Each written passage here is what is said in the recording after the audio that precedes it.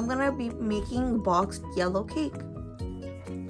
There are gonna be 3 ingredients that you need for it. It'll be vegetable oil, 3 eggs, and water. But I decided to switch the water for milk to make it a little bit more moist. So yeah, let's continue.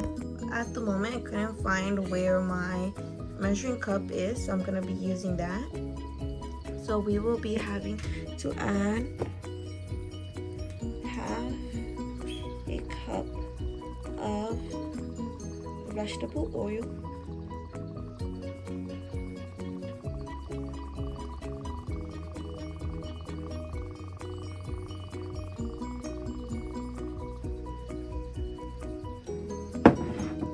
So we'll just pour that in here. Then a cup of milk. I don't really have that much milk in this, so yeah, it won't be enough. I will come right here. I finished pouring the cup of milk, so I'm gonna end up pouring it in. So I already finished placing the cup of milk in there and the 3 eggs. I kind of use this so that it's easier to whisk, because I like whisking it with a fork, and because the powder isn't like, there's some like large chunks in the powder, so this is easier for me just to make sure that there's no chunks in there, so everything while you're whisking is a little bit more smoother. So I'll come back when I have finished with that.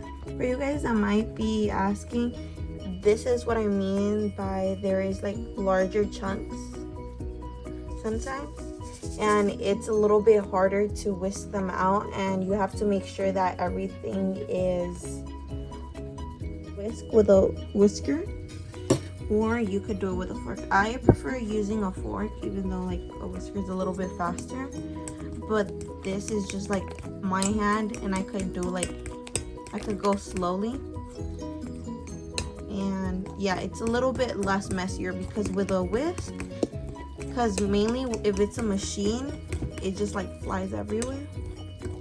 So yeah, I will show you the end result when I finish.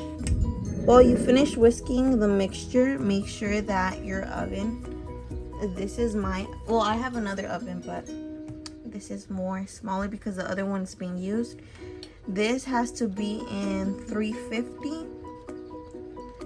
I'm baking, so yeah, and because the pan that I'm using is this one, it's a tray, so according to this, it is a 13 by 9, so it is 28 to 33 minutes. I will be making it about 30 minutes just for the time that I'm gonna be whisking it so it heats up, and then yeah, whisking this.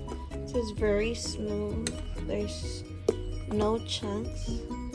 So make sure you have cleaned your pan and wiped it dry, and you will use your spray and spray it all.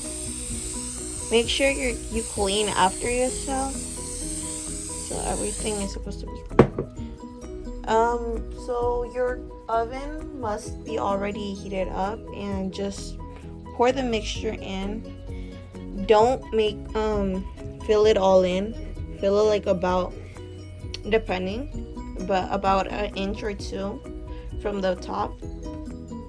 I am doing layers, so yeah, I'm using this so I don't over pour or over make the parts. Yeah, sorry about my speech.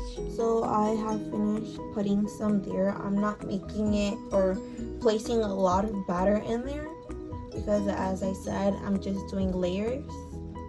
and I am doing 2, so half and half.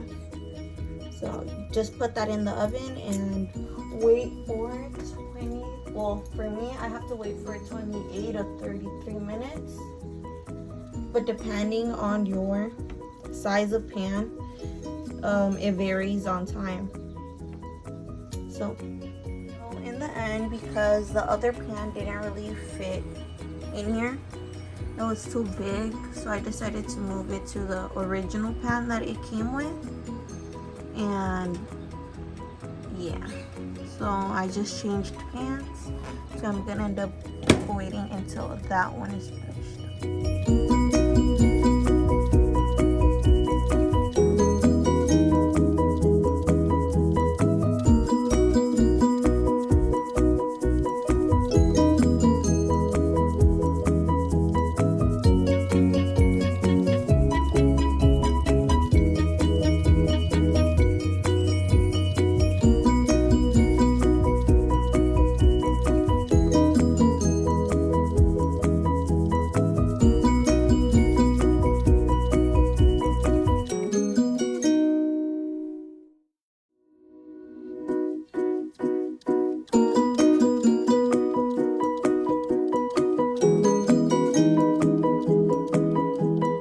So I already made some holes, or 2 holes, to make sure that both sides are fully cooked. If any of the cooking or any of it comes out like still wet, then you have to cook it for a little bit longer, but it is fully cooked. And now you just have to put it in a rack. Make sure to have something to hold it because it is really hot. So now it has fully dried or fully cooled down.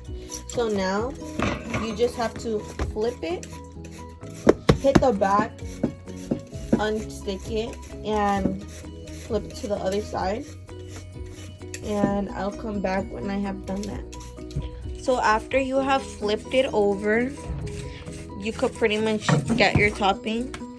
I'm using rich cream chocolate for the topping. So make sure that if you're using frosting, your frosting isn't hard. Make sure that it's smooth. So you could put it in the microwave for about like 10 seconds or a little bit more. But keep on stirring and make sure that it's like very soft, very creamy before using it, because if you use it the way it is, then you're pretty much just gonna end up ripping your whole cake. Hi, this video is pretty much one of my passion projects for my class assignment. Pretty much in a passion project is a challenge that you're willing to embrace because you hope to learn from it. I like cooking. I don't really do that much baking, but I have done cakes before, or I've made some other pastries, but I don't really do them that often. Like, I've just done it once, and I wanted to improve from it and pretty much make it based off of what I've done in the past and try to make it better. So yeah, I chose baking as my passion project because I like cooking, and I also got inspiration from my mom that she's a cook. She does good pastries. She does good food. She cooks really well. And pretty much baking seems fun because you're doing hands-on and it's food, so you could eat it. It's edible after the process. Something that I'm hoping to gain from this is knowledge from my mistakes, if I do, from the past to the present, building from what I did wrong and trying to make that better. Also, in the end of the videos, I'm gonna end up posting, or not posting, I'm gonna be saying some or food restrictions. I'm going to be talking about food restrictions that some people have. For this video, it's going to be about lactose intolerance. According to the Healthline, lactose intolerance, also known as milk intolerance, is a digestive disorder caused by the inability to digest lactose to main carbohydrate and dairy products. It can cause various symptoms, including bloating, diarrhea, abdominal cramps. People with lactose intolerance don't make enough of the enzyme lactose, which is needed to digest lactose. And according to girlshealth.gov, lactose intolerance can start suddenly even if you've never had trouble with dairy products before. Symptoms usually start a half hour or two after eating or drinking something with lactose. Some things that contain lactose are milk, yogurts, butter, cheesecake, cheddar cheese, ice cream, whipped cream, cottage cheese. Pretty much anything with milk. Not every milk has lactose intolerance.